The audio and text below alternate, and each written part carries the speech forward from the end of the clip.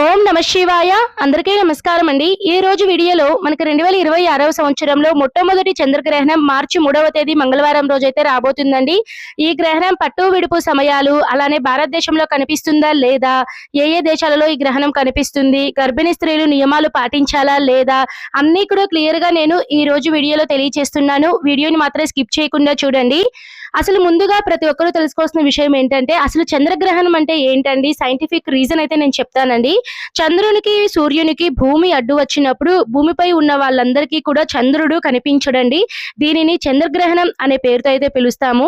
అందరికీ తెలిసిందే కదా అండి, అమావాస్య రోజున మనకు సూర్యగ్రహణం వస్తుంది, పౌర్ణమి తిథుల్లో అయితే మనకి చంద్రగ్రహణం అనేది వస్తుందండి. ఎప్పుడు కూడా గ్రహణాలు మనకి లేట్ గా అయితే రావండి. చంద్రగ్రహణం వచ్చిన ఒక 15 రోజులకు సూర్యగ్రహణం వస్తుంది, సూర్యగ్రహణం వచ్చిన ఒక 15 రోజులకు చంద్రగ్రహణం అనేది ఎప్పుడు కూడా తోడుగా అయితే గ్రహణాలు అయితే వస్తూ ఉంటాయి. ఇప్పుడైతే మనకి 2026వ సంవత్సరంలో మొట్టమొదటి చంద్రగ్రహణం ఎప్పుడు వచ్చిందో తేదీ తిథి వివరాలు అన్ని కూడా తెలుసుకుందామండి. 2026వ సంవత్సరంలో రెండవ గ్రహణం వచ్చేసి మనకి మార్చి 3వ తేదీన సంపూర్ణ చంద్రగ్రహణంగా రాబోతుందండి. మార్చి 3వ తేదీ మంగళవారం, ఫాల్గుణ మాసం, శుక్ల పూర్ణిమ తిథి, గ్రస్తోదయ సంపూర్ణ చంద్రగ్రహణం అనే పేరుతో అయితే పిలువబడుతుందండి. మన భారతదేశంలో ఈ గ్రహణం అనేది కనిపిస్తుందా లేదా అన్న విషయానికి వస్తే, ఆల్మోస్ట్ ఈ గ్రహణం అనేది ప్రపంచ వ్యాప్తంగా కూడా కనిపించబోతుందండి. మన భారతదేశంలో ఖండగ్రాస గ్రహణం అంటే ఆ గ్రహణ బింబ దర్శనం అనేది మనకి ఖచ్చితంగా కనిపించబోతుందండి. మరి వాటి గురించి అన్ని కూడా క్లియర్ గా తెలియచేస్తాను. ఓవరాల్ గా వచ్చేసి ఈ గ్రహణం అనేది మనకి స్టార్ట్ అయ్యేది 3వ తేదీన మధ్యాహ్నం 3:19 ఈ గ్రహణం అనేది మనకి స్టార్ట్ అవుతుందండి. అయితే ఈ గ్రహణం ఓవరాల్ గా చెప్తున్నానండి, ప్రపంచవ్యాప్తంగా చెప్తున్నాను. తర్వాత భారతదేశంలో ఎప్పుడు వస్తుందో ఆ టైమింగ్స్ కూడా తెలియచేస్తాను.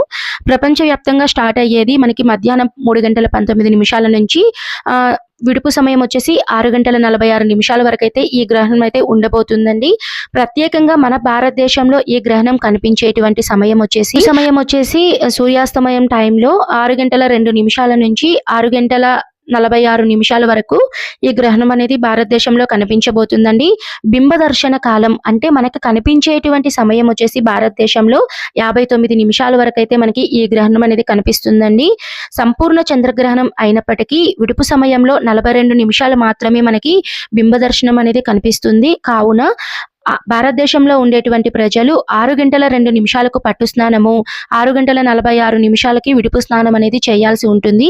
గ్రహణ ప్రారంభం అనేది మధ్యాహ్నం 3:19 ఉన్నప్పటికీ మనము భారతదేశంలో ఉండేటువంటి ప్రజలు ఆ టైమ్స్ అయితే మీరు అంతగా అనుసరించాల్సిన అవసరం లేదండి.